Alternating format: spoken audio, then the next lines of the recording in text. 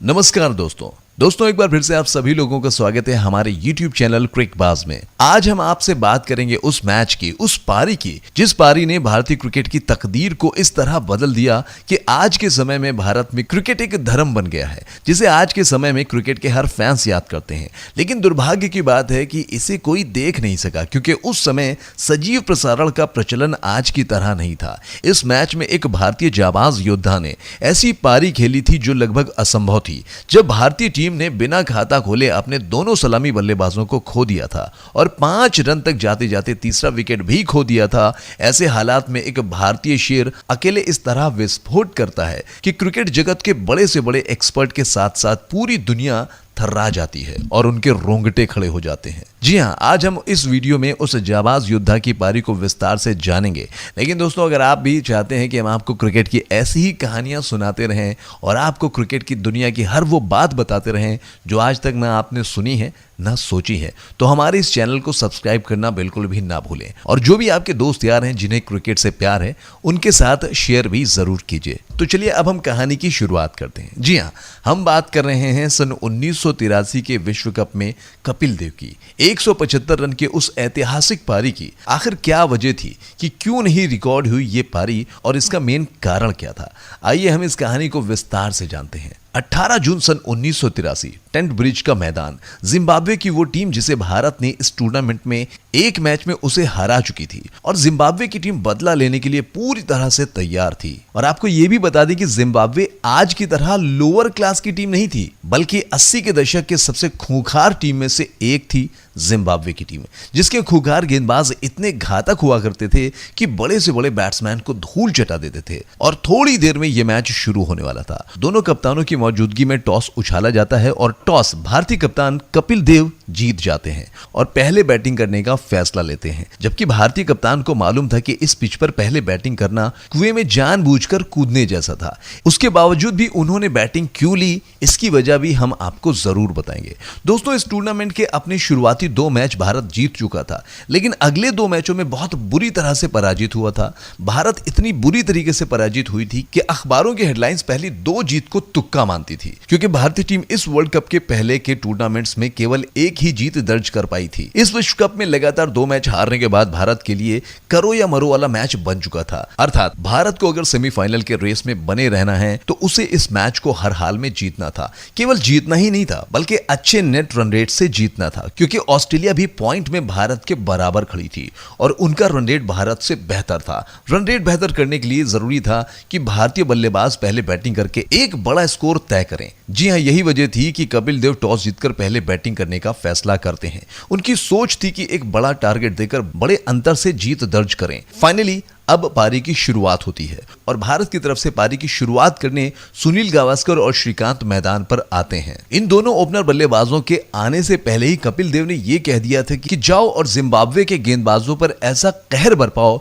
कि मुझे मैदान पर आने की जरूरत ही ना पड़े। इन सब बातों को सुनकर दोनों बल्लेबाज मैदान पर आते हैं और उधर कपिल देव जी नहाने के लिए बाथरूम में चले जाते हैं। जिम्बाब्वे की तरफ से पहला ओवर पीटर रोशन लेकर आते हैं। ट्रेंट ब्रिज का ये मैदान और ये पिच पहले ओवर से ही अपना रूप दिखाना शुरू कर देती है। पहले ही ओवर में little master Sunil Gavaskar Peter Roshan की गेंद पर बिना कोई रन बनाए बगैर खाता खोले आउट हो जाते हैं, जबकि भारतीय पारी का स्कोर अभी 0 रन होता है। इसके बाद जिम्बाब्वे की जानलेवा गेंदबाजी आक्रमण को श्रीकांत बिल्कुल भी झेल नहीं पाते हैं और बिना कोई रन बनाए आउट होकर वापस पवेलियन चले जाते हैं। जिम्बाब्वे की जानलेवा गेंदबाजी ने भारतीय पारी को एक कदम भी आगे बढ़ने नहीं दिया और दोनों सलामी बल्लेबाज को वापस पवेलियन भेज दिया। श्रीकांत को केविन करन ने अपना शिकार बनाया।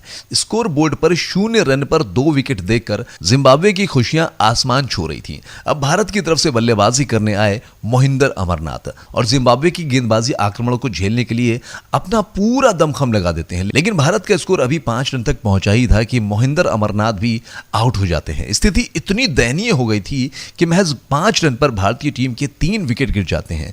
अपने भारतीय टीम की इस हालत को देखकर ड्रेसिंग रूम में बलविंदर आश्चर्यचकित हो जाते हैं और जाकर उस दरवाजे को खटखटाने लगते हैं जहां कपिल देव स्नान कर रहे थे। लेकिन कपिल देव स्नान करने में पूरी तरीके से मस्त थे। कपिल ये सोचकर मस्ती में नहा रहे थे कि शायद उनकी खेलने की बारी देर में आएगी, लेकिन भारतीय टीम के प्लेयर ताश के पत्तों की तरह झड़ते हुए बहुत जल्दी आउट हो गए।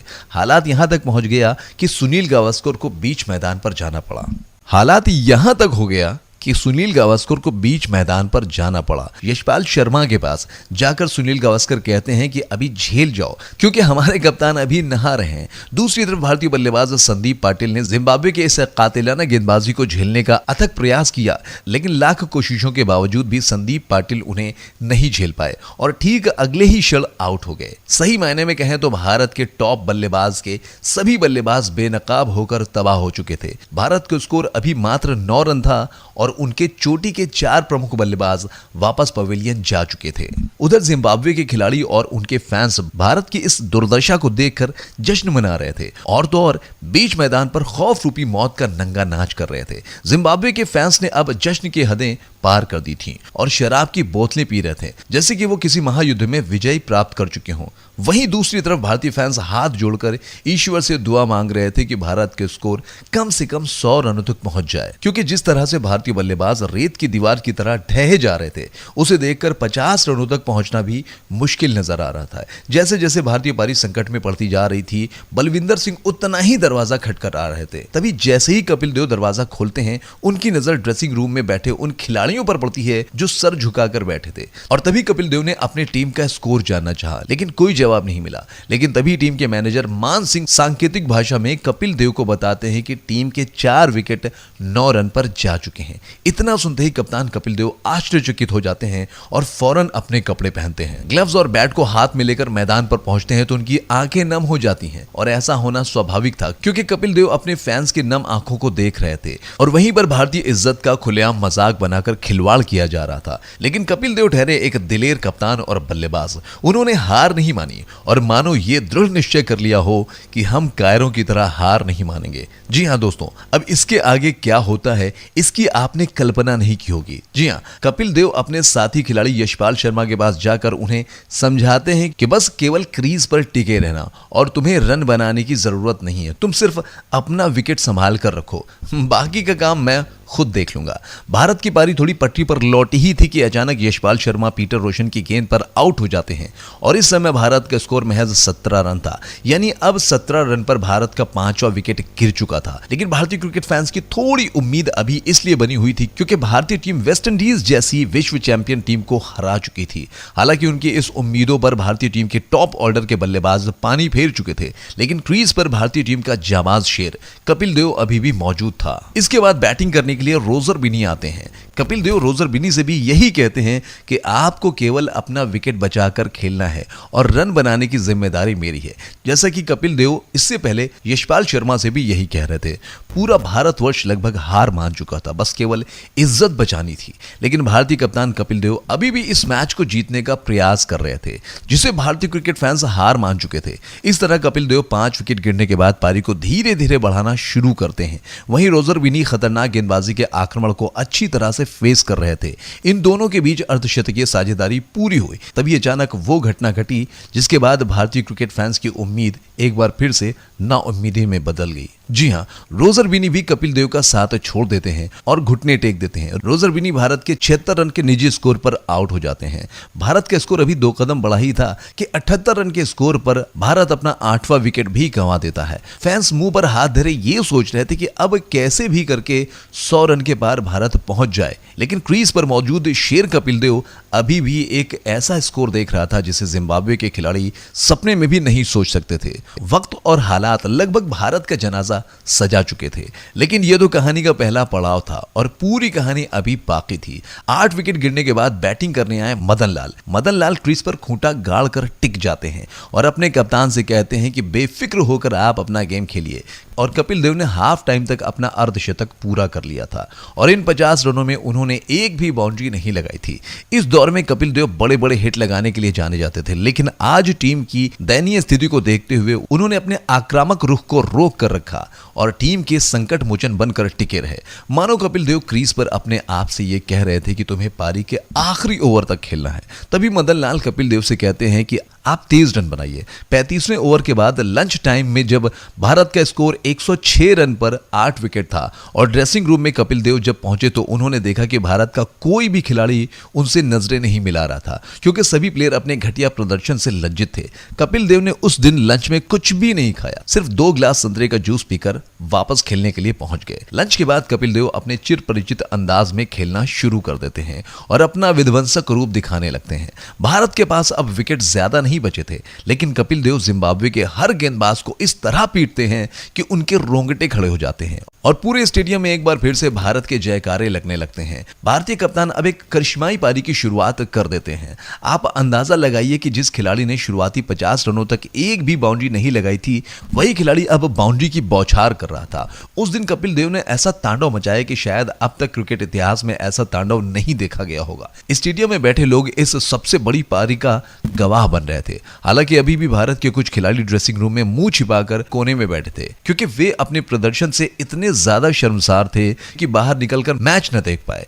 कोई भी इतनी हिम्मत नहीं जुटा पा रहा था कि ऊपर जाकर मैच देखे। मैदान में हर पल दर्शकों का शोर बढ़ता ही जा रहा था। हम लोगों को अब एहसास हुआ कि भारतीय जाबाज शेर जिम्बाब्वे के गेंदबाजों पर कहर बरपाना शुरू कर चुका है। बहुत हिम्मत जुटाने के बाद श्रीकांत ने सबसे पहले मैच देखना शुरू किया और उसके बाद एक एक करके सभी भारतीय प्लेयर्स ने मैच देखना शुरू कर दिया। दर्शकों के शोर ने भारतीय खिलाड़ियों में जोश भर दिया। लेकिन दोस्तों, इसके बाद हमने जो करिश्मा देखा वो किसी अजूबे से कम नहीं था। ये जादुई करिश्मा कुछ और नहीं बल्कि कपिल देव का कोहराम था, जिसे आज तक के इतिहास में किसी ने नहीं देखा था। कपिल देव की इस ऐतिहासिक पारी को देखकर भारतीय खिलाड़ी जो जैसे जहां खड़े थे तब तक उसी एंगल में खड़े रहे जब तक कि कपिल देव की पारी खत्म नहीं हो गई। जो जहां खड़ा था वहीं खड़ा रहा और जो जहां बैठा था वहीं बैठा रहा, क्योंकि उन्हें यह लगने लगा कि कहीं इधर उधर गए तो कपिल देव आउट ना हो जाए। भारतीय क्रिकेट फैंस ने यह भी कहा कि वो अपनी जगह से तब तक नहीं हिलेंगे जब तक कपिल सर क्रीज पर हैं। वहीं कपिल देव की पत्नी रोमी ने मदन लाल की पत्नी से कहा कि हम लोग अपना लंच नहीं करेंगे और भारत की जीत के लिए दुआ मांगेंगे। लिटिल मास्टर सुनील गावस्कर अपनी पटकथा में लिखते हैं कि जब कपिल देव 160 रनों पर बैटिंग कर रहे थे तब हम सभी डर रहे थे,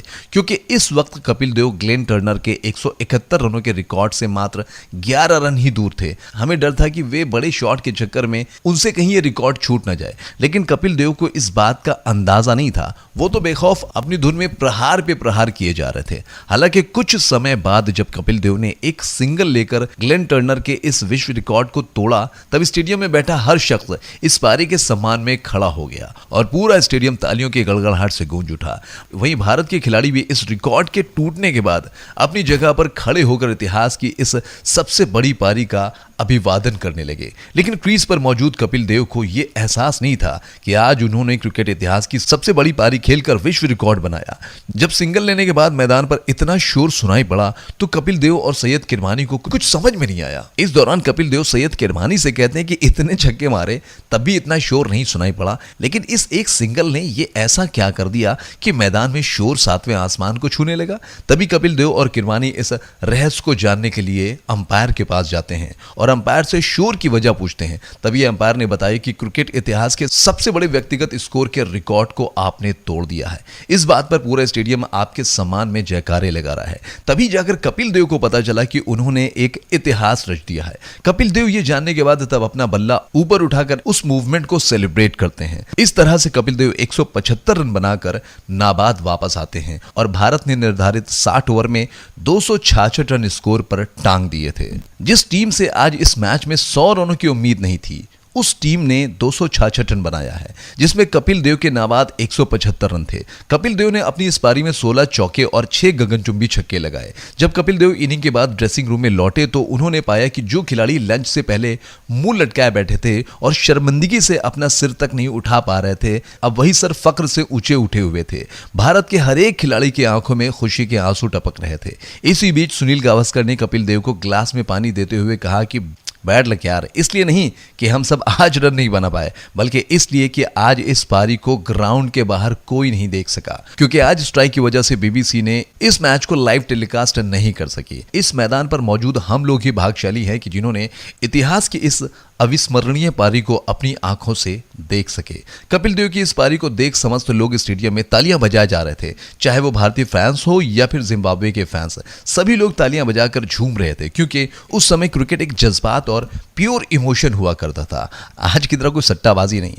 आज की पारी ने कपिल देव को क्रिकेट जगत में अमर कर दिया। आज के इस पारी ने पूरी भारतीय टीम को यह एहसास दिला दिया कि हम भी वर्ल्ड कप जीत सकते हैं। और आखिरकार टीम इंडिया ने जिम्बाब्वे को 235 रनों पर समेटकर 31 रनों से यह मुकाबला जीत लेती है। सही मायने में कहा जाए तो यह जीत भारतीय कप्तान कपिल देव ने जिम्बाब्वे के जबड़े से छीनी है। इस मैच में वो भी बलाया था कि पूरा विश्व ये मान चुका था कि भारत ये मैच हार गया है और वर्ल्ड कप के रेस से बाहर हो गई है। लेकिन हकीकत में क्या हुआ ये आप हमारे इस YouTube चैनल क्रिकबाज के माध्यम से जान चुके हैं। आपको ये भी बता दें कि इस मैच के बाद भारत ऑस्ट्रेलिया को भी हरा देती है और पहली बार वर्ल्ड कप के सेमीफाइनल में पहुंच जाती है। इसके बाद भारत इंग्लैंड को उसी के घर में हराकर फाइनल भी खेलती है और फाइनल में उसका मुकाबला 2 बार की चैंपियंस वेस्टइंडीज से होता है। दोस्तों, वेस्टइंडीज के 7 फुट लंबे खूंखार घातक गेंदबाजों का खौफ भी इस बार भारत को हरा न सका और इस तरह भारत वर्ल्ड चैंपियन बन गया। दोस्तों, कपिल देव की इस पारी को कभी भी नहीं भुलाया जा सकता है क्योंकि इस पारी ने करोड़ों भारतीयों का सीना फक्र से चौड़ा कर दिया था। लेकिन दोस्तों, कपिल देव की उस यादगार पारी को हम नहीं देख सके क्योंकि हड़ताल की वजह से लाइव ब्रॉडकास्ट नहीं हो पाया था। तो दोस्तों, ये भी कपिल देव की उस अनमोल पारी की कहानी है जिसने भारतीय क्रिकेट को नई ऊंचाइयों तक पहुंचाया है। दोस्तों, आपको कपिल देव की ये पारी कैसी लगी वीडियो में कमेंट करके बताना मत भूलिएगा और चलते चलते हमारे इस YouTube चैनल क्रिकबाज को सब्सक्राइब करना मत भूलिएगा। जय हिंद, जय भारत।